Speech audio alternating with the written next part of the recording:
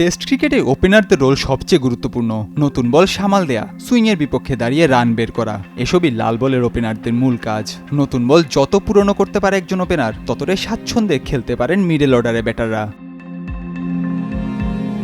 তামিম ইকবাল জাতীয় দল থেকে সরে দাঁড়ানোর পর দলের ওপেনিং স্লটটা নিয়ে কম ভোগান্তি পোহাতে হচ্ছে না টিম ম্যানেজমেন্টকে। অবসরের পর থেকেই শুরু হয় পরীক্ষা নিরীক্ষা, আর এটি চলতে থাকে দীর্ঘদিন ধরে।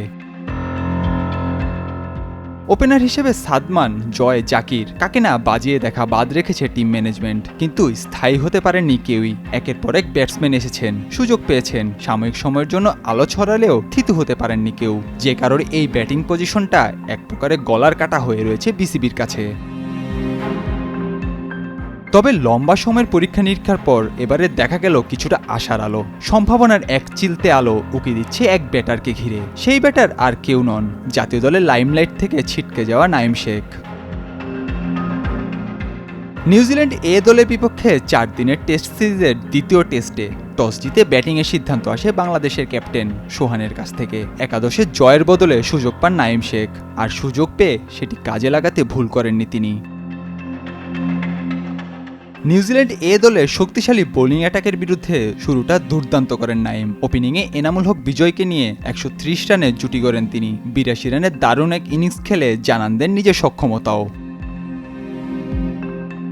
যদিও লাল বলে নিজেকে মেলে ধরার সুযোগটা খুব বেশি আসেনি নাঈম শেখের। ক্যারিয়ারে খেলেছেন একটিমাত্র আন্তর্জাতিক ম্যাচ, তাতেও ছিল না সন্তোষজনক কিছু। প্রথম বিভাগের ক্রিকেটে 57 ইনিংসে তার রানের সংখ্যা 1595। ব্যাটিং গড়টাও মানানসই নয়, মাত্র 29.53। তবে খাতা কলমের হিসাব বাইরে রেখে এবার যে ইনিংসটি নাঈম খেলেছেন তা সত্যি প্রশংসার দাবিদার। নিজেকে প্রতিনিয়ত তিনি তৈরি করছেন। টেকনিকের উন্নয়ন, ইনিংস গঠনে ধৈর্য ও শট সিলেকশনে মনোযোগ বাড়ছে নাঈমের। এই ইনিংস তার বাস্তব প্রমাণ।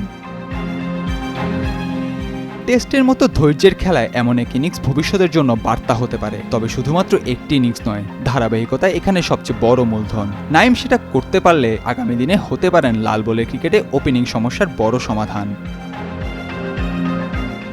নাহিয়ান আরিফিন, নয়া দিগন্ত।